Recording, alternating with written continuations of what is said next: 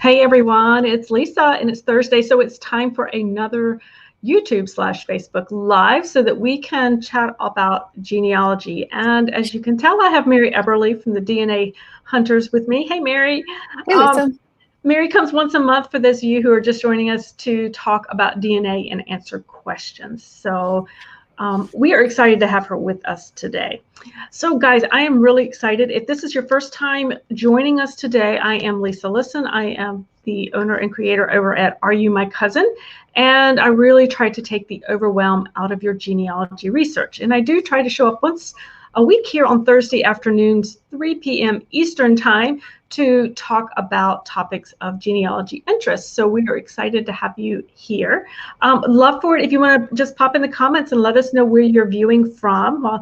It takes a few minutes for people to kind of find us live, so I want to give people a chance to hop on it. And then it also lets me know that you can see and hear us well. So I did want to thank Elle Wilson. She put a lovely little comment in before we got started that she really appreciated the work that Mary and I do, and she gave a lovely thank you. So Elle Wilson, really, we appreciate you as well and appreciate all of you who watch. So hey Lisa, good to see you. Hey Kelly from OKC, yay. And for those of you who don't know, I'm actually watching from North Carolina, where we have just had a massive thunderstorm move through. It got so dark here in my office, and my computer started, lights are flickering off. Uh-oh, I could be in trouble, but it's passed. We're good. I'm excited. So hey Flo, good to see you from Oregon, and Dorothy from NYC. Dorothy, I was up there just a couple weeks ago. I was really enjoyed my time there, and was glad to be able to be out on a beautiful weekend, beautiful weekend that I was there. So all right guys, a couple announcements while you guys are coming in. So again, welcome, so glad you're here. I wanted to give you guys a genealogy tip that I've been getting a lot of questions about social history recently, mainly because I've been talking about social history a lot, as you guys know. If you follow me on Instagram or in the Facebook group or just over on the website, I have been talking a lot about social history. I am really digging in really hard at looks at my female Irish immigrant ancestor, and she did come over toward the end of the famine era. And I've just been really stuck. You guys have heard Joanna's story a number of times. So I have found a book on Irish women when they immigrated and what life was like for them, what was life like for them before they came to America, what it was like when they got to America, and why they made the choices that they made. And I'm finding it fascinating. And a lot of folks were really excited, and I did share the link in last week's live stream, and I was showing them. They're asking though, where do you get this? Now, the way you find books like this is that I find them by going into, one way is to museum bookstores. Now, I know I haven't been able to actually physically go into the bookstores lately, but this one I happened to find online at the Tenement Museum in New York City, their book store, their online shop. And I found, I just scrolled through and found some really fabulous books there that talk about that immigrant experience. And it's not the kind of information you're going to get in the records. You really get into their heads and you understand their culture and how they're coming. You can tell I'm just passionate about this topic. And so anyway, that is where I would encourage you to look. So regardless of, I've been really focused on female Irish immigrants lately, but regardless of the ethnic group that you are researching for those immigrant ancestors or wherever, look to the museums. Look at state history museums. They have fabulous bookstores. So if you're researching in North Carolina, head over to the North Carolina History Museum and look at the books that they have, and you will see things that are very local and unique like that to the area. Maybe you're researching like Mary or out in Wisconsin, and so you would look at their resources. Look at local county museums. They have bookstores as well. So I would encourage you to do that. I think you guys will be really surprised what you find. It is not quick research, right, Mary? When you get into social history, it takes a while, but it's fascinating stuff. So anyway, I saw comments flying by, so I better go check real quick and see what was going on. So Yes, Margaret's here from Ocean Pines, Maryland. You've got it. Yeah, you might be getting that storm we had. Lisa says she had a question with the mystery girl Emma. She's possibly an orphan train kid. Yes, Lisa was asking about this in the Facebook group recently about orphan train. Kit maybe not be obtainable. Okay, it may be that the records of the said orphan train kid may not be obtainable by you. It could be obtainable, not be obtainable by you. Oh, I don't know. We'll have to see. I haven't had a chance, Lisa, to really look closely at those orphan train records yet, but definitely something I'd like to dig into a little bit, because I know it got a lot of conversation going on over in the Facebook group. Hey, Paula from Miami. Dorothy, hoping all the record offices open again soon in NYC. Yes. Now, I confess, I was not doing genealogy research. I was up there for fun and and to go to Ellis Island. But yes, I hope they'll open up soon.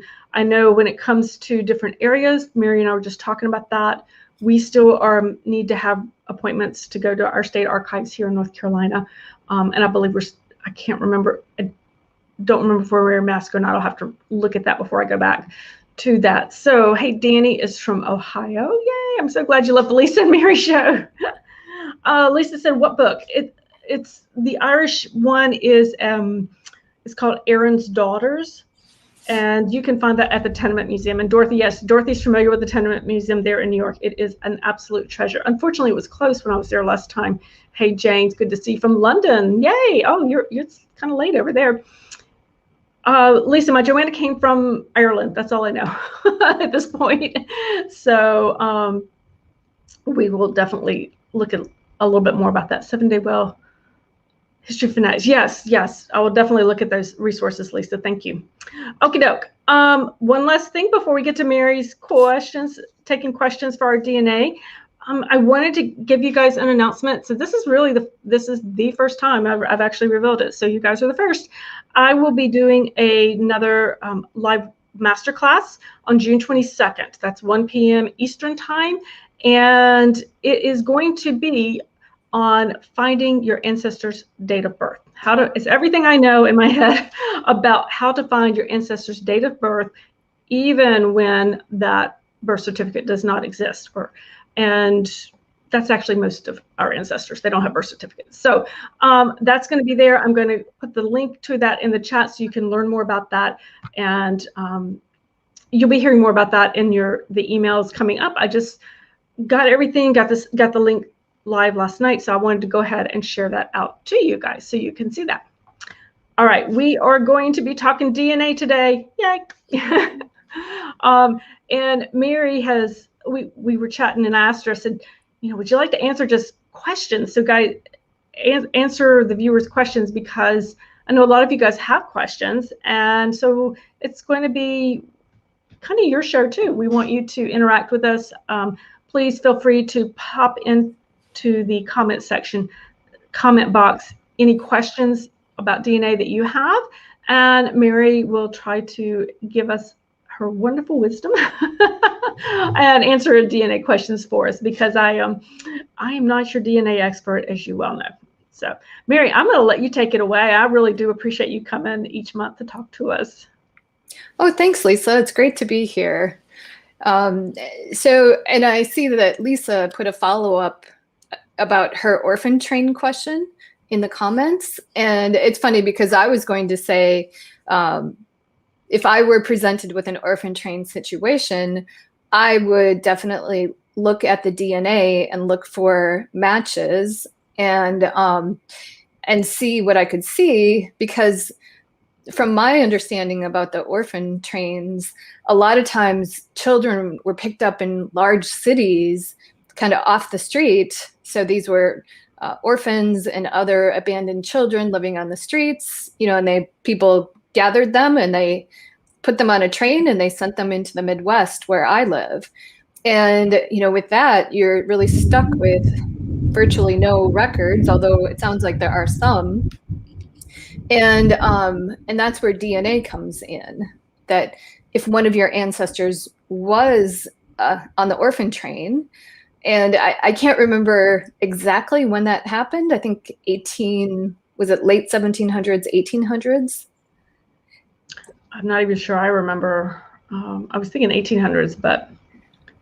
Okay, and maybe somebody in the comments can add that.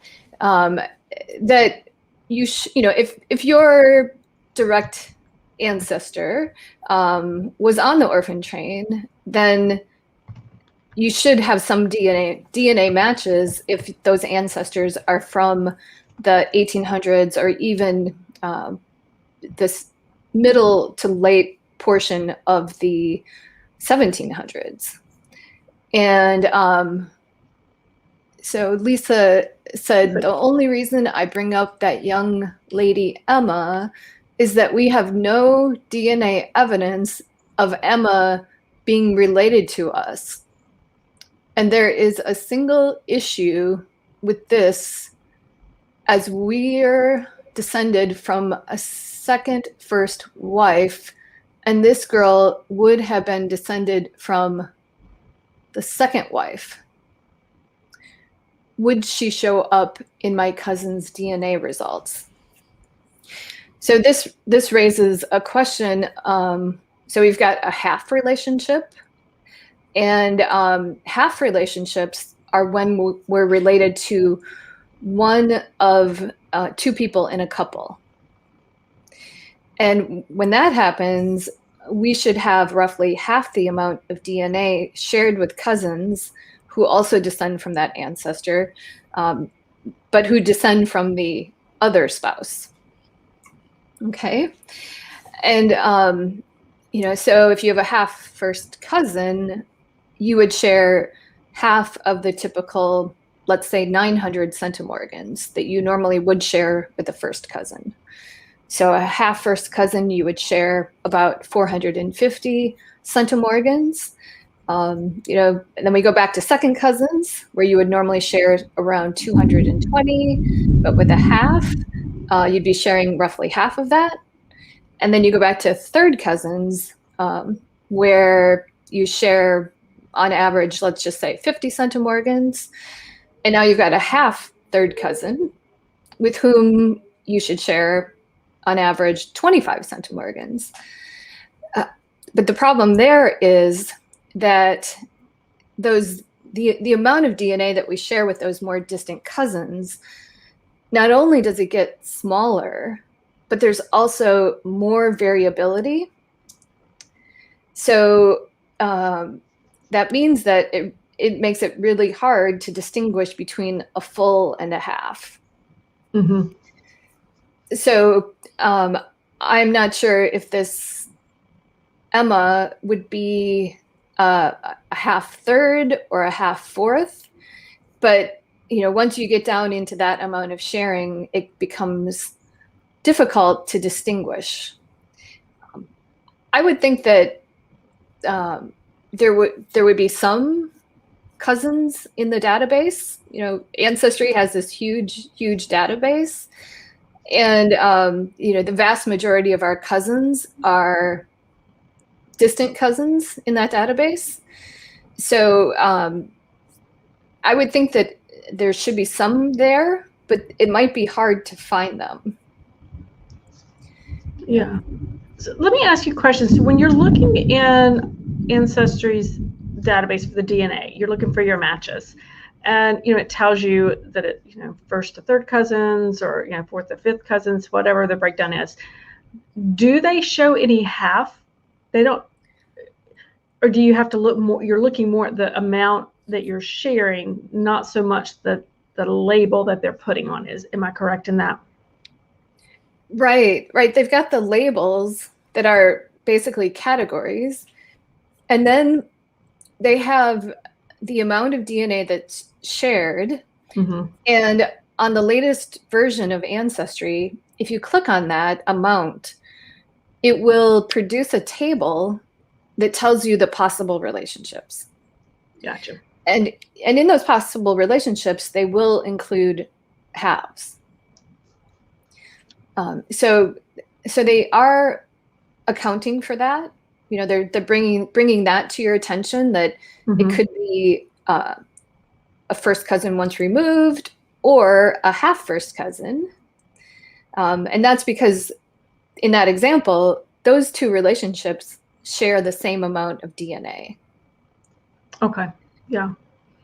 And I'm sorry. Since she knows the relationship, the half relationship, then that would help her navigate that.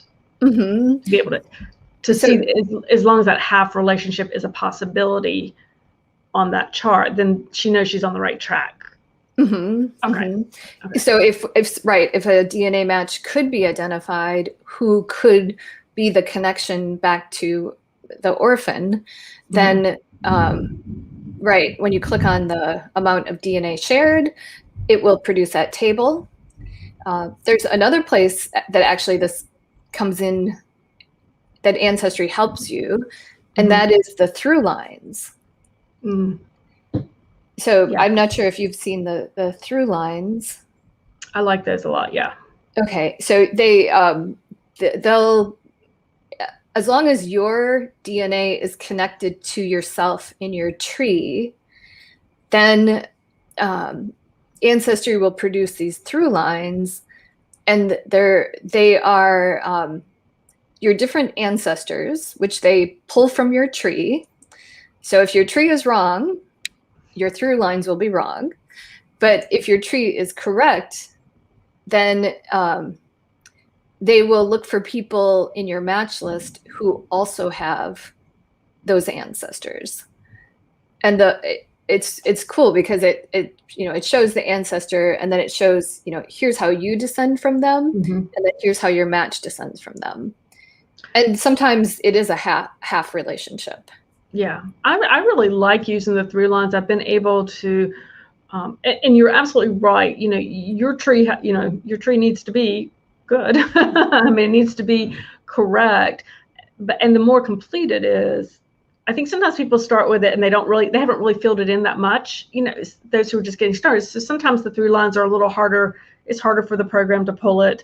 But mine through lines, it says possible, so it'll give suggestions. It doesn't mean they are. You still have to do your due diligence. But what I've found is that when I've worked on a specific line, those through line suggestions are a lot more accurate, and they've been very helpful in that respect. I've been able to definitely, to kind of confirm things that way because I had done so much background work with the paperwork, so to speak. So yeah. Right. It's important, like you said, to verify, because sometimes they, meaning Ancestry, is saying, well, Mary, you didn't put in your second great grandma, but everybody else has this person as the person who should be your second great grandma. And then that becomes a potential or possible ancestor. And then, the same is true for the other person. Sometimes Ancestry is filling in 5 steps that gets you from your shared ancestor all the way down to your DNA match. And that's just Ancestry looking at primarily looking at other people's trees, but then also looking at, I think, that person's DNA matches. Yeah. I have a DNA question for you. I didn't prep her with this either. So I do. I have I think she's my third great grandmother. She's my Irish female immigrant I was talking about, and I have a number of DNA matches over at Ancestry with her that I'll go back to her. The problem is they all kind of tie into me below her. So in other words, I can't figure out, I'm not getting any matches or any suggestions for who her parents might have been. Now I have over in Ireland. So one, there may not have been anybody at that generational level who would have tested or, descending off that. But is it more a matter of I just need to wait for more test results and hopefully somebody, else who can tie in at a higher level for me will match? Or is there something I can actually do to facilitate this? Oh, that is a really good question. And I would guess that with Irish ancestors, and that is for Catholic ones, where we've got the potato famine and the diaspora, and with so many people's trees ending in the 1800s, right? And when I mean by that, and I referred to years before, and what I'm referring to is when people were born. Yeah. And, so let's say all of the descendants of somebody who lived in Ireland, they all have the same roadblock on their tree. Well, I think it's a matter of waiting until there are breakthroughs in terms of the paper research. Okay. So I know that there have been some transcripts of Irish parish records that have been available, but that they're not indexed. So we might have some very active researchers who ultimately, in looking through, page after page after page, right, they figure out who their, the next generation is, and they put that into their tree. And, hopefully Ancestry or Find My Past or whomever is able to index those records, okay, and get us, 1 or 2 or 3 generations further back. Because would that make sense, that like just everybody's stuck and therefore nobody's... absolutely, it makes sense. I mean, I think that's, and that's why I keep digging away at the paper line with that. And so definitely. Is it beneficial, and I've always been hesitant to do this, except that I do have a private tree I could do this with at Ancestry, to put in and test that theory and see if Ancestry, if I put in a potential father or potential parent, 2 potential parents, is that beneficial to do? But I don't want to mess anybody else up. I'm like hesitant to do that, to test that theory out, to see, can I get the through lines to kick in and, and see if I can find that, or am I just going to mess up the system? That is a really good question. Or just mess up my own head. I don't know which. So from a research point of view, I would say yes, I think that would help. I don't know how much Ancestry likes us doing that. But, you could do it to see if any records came up, and then, if it's correct or if it's not correct, then you fix it. And, you're doing it as a test. Right.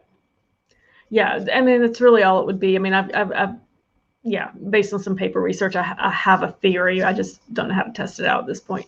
Well, I got an idea, but that's another discussion. So, well, I know you had a question about that you had a reader or one of your followers asked that you wanted to share with us that you thought would be beneficial for other people. Right.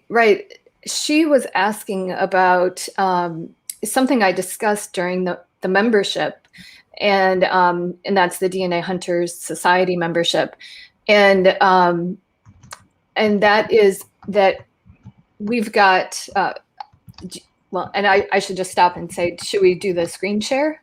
Yes. Okay. I can do that for you. There we go. Okay, thank you. So this is from Blaine Bettinger, and from his blog back in 2009. And he talks about the fact that everyone has 2 family trees. The first being our paper tree, where we've got all of our ancestors going back as far as we can. And then we have a genetic tree. And by that, he means that we've got the people where we can match DNA cousins through those ancestors. And in this pie chart, we've got the person that has tested in the center. And then at the next level, it goes to their father and their mother. And then the next level is their 4 grandparents, and so on. And he put this together to say that, once you go far enough back, you're going to stop having DNA matches to that ancestor. And, how far back is that? Well, it's going to vary, just, depending upon the chance that you got enough DNA from that person to show up in the DNA test. And this is true also for ethnicity estimates. So, if somebody comes to me and says, I have a third great grandmother who was fully Cherokee Indian, and it's not showing up in my ethnicity estimate, well, why is that? And can you help me find that ancestor? And this pie chart shows one reason that you might be not seeing that heritage in your DNA results. And that is that maybe you're far enough back in time that you're not still carrying the DNA that's being looked for by the companies. And the other important point about this is that if you stop having that DNA, then you're not going to have DNA from that person's parents or grandparents or any bit further in the tree. And I don't know, does my pointer show up on? I don't see it. You can turn it into a laser, usually on the bottom left, I think, on your presenters mode. Okay. Okay. Well, let's see. I'll just go ahead without, but you can see that in the center, everything's gray. So it's like parents, grandparents, great, second grade. So at the second great grandparent, everything is gray. And we know that when you do DNA testing, we start to miss cousins that are in the same database with us at the third cousin level. So, once we get to that point, you're not always going to be matched. And that would be because one of you have lost that DNA that you, maybe your parents shared. And then if you've got to that ancestor where you've lost that piece of DNA that's being looked for, then, and this is colored white on the chart, you're not going to see anything any further back in time from that ancestor that you lost. And you can see, because it's a spoke, right, where some of the gray area, meaning you've got that DNA, goes all the way out to the edge. But then there are these big gaps where it's white, and that white part is where you don't have that DNA. And her question was about, at what point does this start to happen? And it's not that every single fifth great grandparent you're not going to have the DNA from, and you can see how that's random. Mm-hmm. with the white, and it's just by chance, and it's going to start happening with third cousins. So that means second great grandparents. So yeah, no, it's really not as far back as I would have thought for some reason. I don't know why I had in my head that would have occurred, a little bit further back. But yeah, that makes sense. Mm-hmm. And I've heard Blaine talk about that you have like a genealogical tree and that genetic tree concept before as well. Definitely, but it makes sense. And I've certainly seen it within my own family, my own DNA results as well. Or, when the cousins will come and they're like, well, how come I didn't match such and such and such and such? I'm like, well, let's talk about that. Mm-hmm. Right. And sometimes it's just a matter of like looking at your sibling. Like if you're not matching that third cousin, over 90% of the time you will. Mm-hmm. But, that means that 10% of the time, depending upon which company you test at, you're not going to match.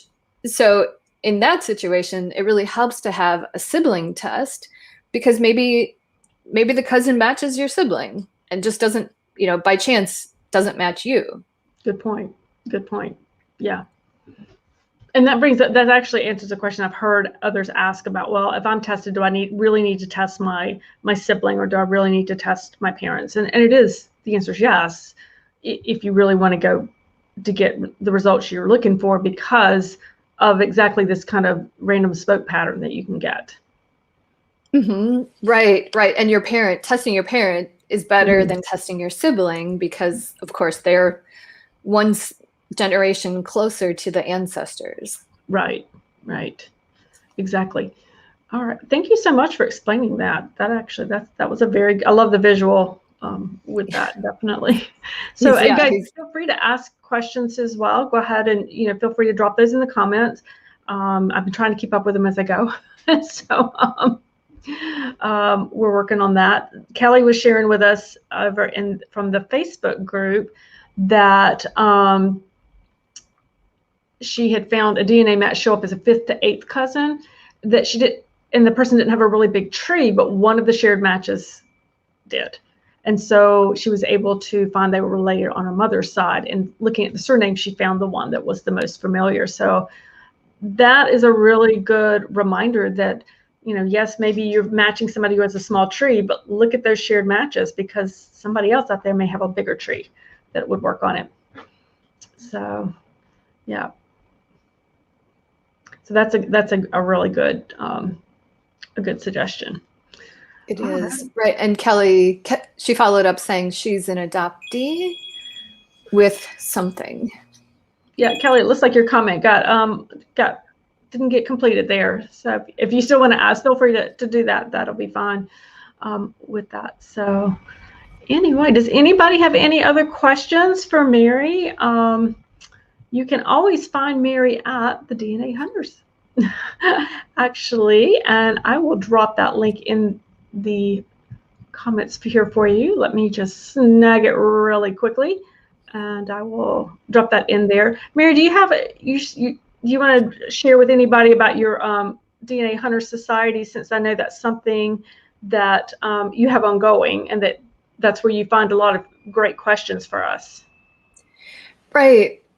So that's the membership, and we get together a couple of times a month for either an expert class that I present, and lately I've been doing a lot of case studies where I go through cases that I've worked on and solved, and that's been a lot of fun. And sometimes I've got that 2020 hindsight at the end saying, in retrospect, this could have gone a lot faster had I done this. Or the last one I did had a really interesting situation where it was an unknown or surprise grandfather, where the client, who had a very common surname, the surname was Brown, and she tested and her dad tested, and they basically didn't have any Brown DNA matches, and except for a few like really distant matches. And that's such a common surname. And she had done some research, and she had narrowed things down pretty far, and in the end I found the grandfather.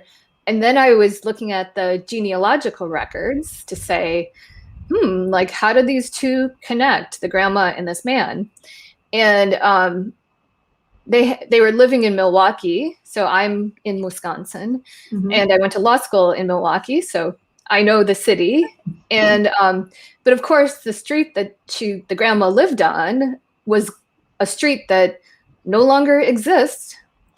So then I'm looking at the census. I've got a ward. She's in Ward 5. So I went online, I Googled it, and our Wisconsin Historical Society and library has an extensive map collection. So I find the map collection, and I can see where Ward 5 is.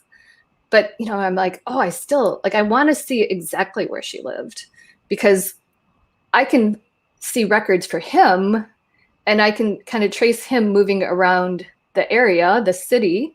And then I found there was another website through the Milwaukee Historical Society, and it was a website talking about renamed streets.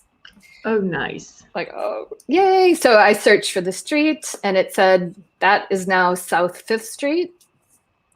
And so now I know exactly where she was within that ward. And in the end, I found a World War I draft registration card for him. Mm-hmm. And he worked like 400 feet away from where she lived. Oh, wow. And, it's just like, everyone says like, well, don't you need to combine regular genealogy with DNA? And it's like, well, definitely. Yeah. And, that draft registration record, the first thing I looked at was his address, and that his address kind of put him close, mm-hmm. maybe a couple miles away. But then it's like, well, Mary, you got to look at that again, like look at everything that's been collected. And that's when I saw, oh my gosh, like look at his work address, because those draft records oftentimes have that. Exactly. And you were able to put him even closer. Yeah. Nice work. So that was fun. Yeah. Nice work. And now, so I'm going to add, next time I research too, looking at maps, like renamed streets for such and such, like include the town. So that's I kind of, when you were saying that, I'm like, oh, I never thought to Google rename streets of, Madison, rename streets of Milwaukee. I would never have thought to actually do that. So yeah, I'm going to put that on there. Ellison had a question over here. She said, on MyHeritage, do you need to worry about the low confidence the match has, but the match has 19.6 centimeters? It says it may be a very distant match or not related at all, but how can they not be a match?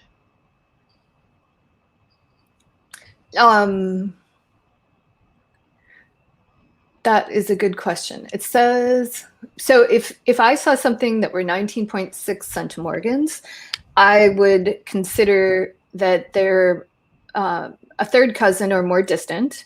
There's a very tiny chance that they're a second cousin once removed.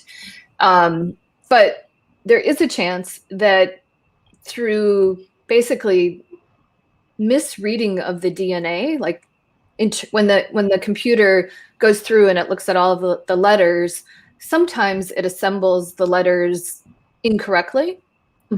Just, because you get one from your mom, one from your dad, one from your, each pair of chromosomes, we've got one maternal and one paternal, and they each have a sequence. And when it's being read, sometimes the algorithm reads from mother, mother, mother, father, father, father, mother, mother, mother, and it just gets messed up. So when they're saying it might not be a DNA match, that's what they're talking about. They're talking about, it's called identical by chance, as opposed to being identical because you had a common ancestor. Okay. So, and there's also a chance that it could be just a piece of DNA that a lot of people have. So for example, let's just say blue-eyed people from Southwest Germany all have this DNA sequence, and they all, so that a huge number of people have it. Now you're put together in the database. And if you're looking for the common ancestor, and it's based on what are called pileup regions, which is what these are, the common ancestor could be 3,000 years ago. Okay. So Ancestry does a good job of getting rid of those pieces. But if it were me and I really thought this was an important match, or I wanted to see if it was, I would look at the common matches, like who is in common with that person, and do the common matches add up? Is it consistent? And just explore maybe if they've got ancestral hometowns or surnames or a tree. I would look at it and see. That's a good idea. Yeah, I could see how that would definitely be confusing when you've got that much there. So thanks for asking that. Yeah, I'm glad to have that. All right, guys.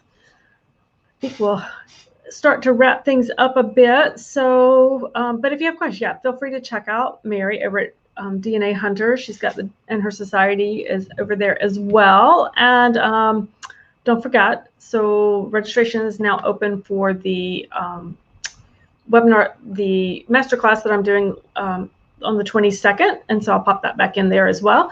And I'll look forward to seeing you over on the website or in the Facebook group. So thanks again, Mary, for coming. And guys, thank you so much for joining us today. Really appreciate you guys being here. Thanks, Lisa. Thanks, everybody. Bye, guys.